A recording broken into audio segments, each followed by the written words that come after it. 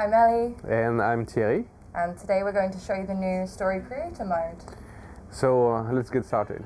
Here we're going to create a new story from the beginning. The Story Creator is divided in three parts. The left panel here that we're going to call the toolbox, the middle panel which is the canvas, and the right panel which is a property grid. So the first thing we're going to do when you want to create a story is to create a story name. The synopsis is what the other player will be able to... the story details page, right? Exactly. Okay. And we're going to choose a starting location. We're going to start in Athens. You just have to click on the map to choose the location where we're going to start the quest. So here. And now we're going to create the quest. So here you can click on New Quest. It's going to create a new name quest. You just have to drag and drop it. And here we're going to double click on the quest to go inside. So what is the difference between a story and a quest? The story, it's many quests tied together to create a story, where a quest is just chapter of the story. So we're going to start the quest with same thing, a name, which is going to be family errands. Here we're going to create a dialogue. So here you have in the toolbox within the quest a lot of quest outcome, the quest starter, the quest objective and advanced mode. So let's start with talking with someone. Here I'm going to drag and drop again the talk objective, and the objective will be talk to Mirin. And what we want to do is then here to add an actor for the dialogue. Here, because we didn't create any character right now, we're going to choose Mirin. So these are NPCs from the game, right? They're Yes. all historical and fictional characters? Exactly. And the thing with Mirin is because we want to talk to her and to make sure that she's going to be there when we start the quest and we start the story, we are going to uncheck the can be killed. This way she will be invincible. Now we are going to spawn her somewhere. And I'm going to choose here a location where she's going to spawn. So these are fixed locations? Yes. So now we have two actors. The player are always part of the dialogue. Mirin will be part of the dialogue, and now we're going to edit the dialogue. So, like I said, it's going to be really, really simple. So we're going to edit the dialogue. You can do a dialogue which is going to be gender neutral, or depending if the player is going to play either Alexios or Cassandra, it's going to say different things. So here for the greetings, the player, either it's Cassandra or Alexios, will say the same thing, which is greetings, mother. Add a line here, and you click here to change the character, and Mirin is going to react differently if the player is Alexios or Cassandra. So, good morning, Alexios, and good morning, Cassandra. And then you have a task for me. You can create here the emotion, the facial expression. Mom is going to say, I want you to kill Nikolaos. Validate. Here your link the sequence to the start, and now you're going to have a choice, which is going to be I'll do it.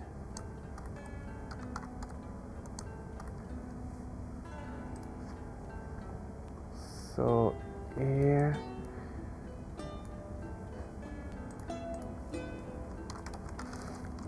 I do it with pleasure, validate, and I link that to accept. So we just drag and drop an output, which is going to end the dialogue. And because I have a second choice here on the sequence, it's going to be I help him.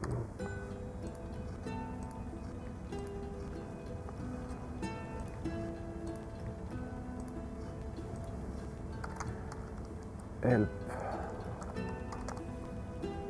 And then I confirm the dialogue.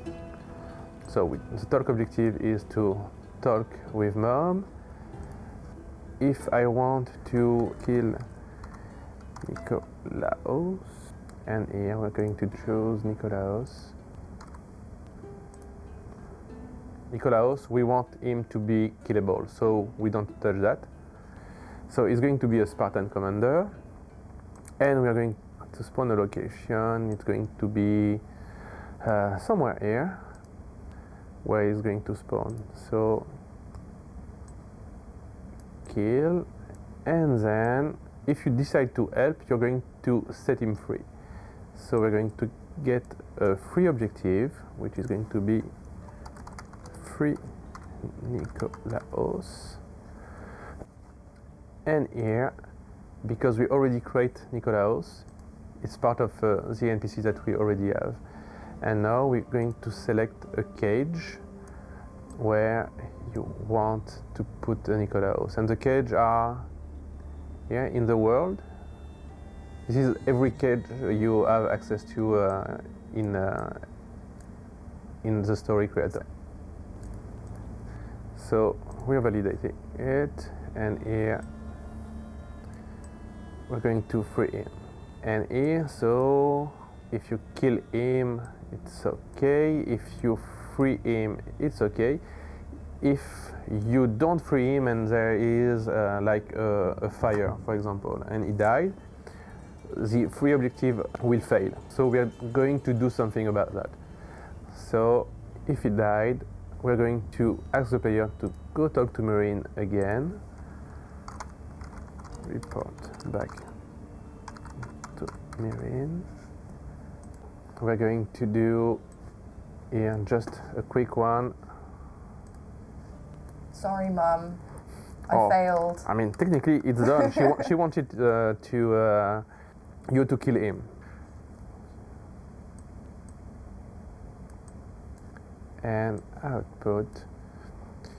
You can rename it, and I encourage you to rename the output, but you don't have to. For example, here, because there's just one output, you can keep it simple. So you will see that here the dialogue output is name, and here accept and help, because we rename it during the building of this dialogue. So what's going on? It's either if you kill him or if he died, basically you're going to report back to Miriam.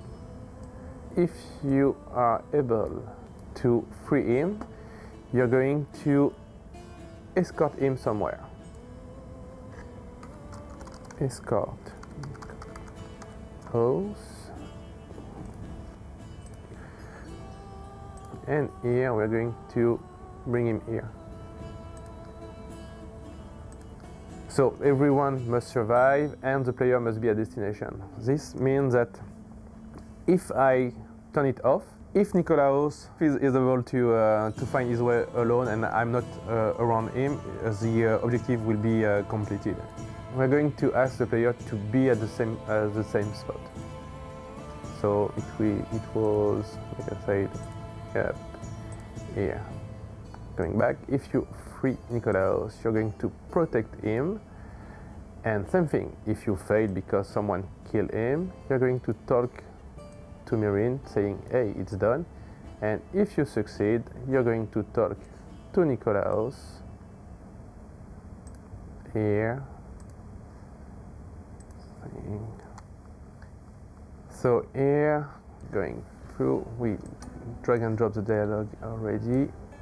She's going to talk to Dad, saying, hey, hello Dad. So if you protect is done, the escort is done, you're going to talk to Dad, and then the thing we are missing here, it's two different things. The first thing, we did help Nicolaus to be free. We are going to ask him to go to the safe place. So we have something called behavior here, and because we used escort protect behavior, we're going to say for Nicolaus here to move fast to a specific location. And the location is here. Says farm. Let's say it's a farm. It's Nicolaus's farm now. Yes, now. Yeah. So once the objective is done, he's going to run fast to the place. So you have to add the behavior in between objectives. Exactly. And the other thing is what we don't want to kill Nicolaus by mistake. So we are going to create a relationship with the player and Nicolaus here, and we are going to be ally. This way, even if we are during a fight, Nicolaus will help us to do the fight, and if I do an area of effect damage, he won't take any. Would you recommend stacking these behaviors in like a separate area like you've done there? How many can you add in?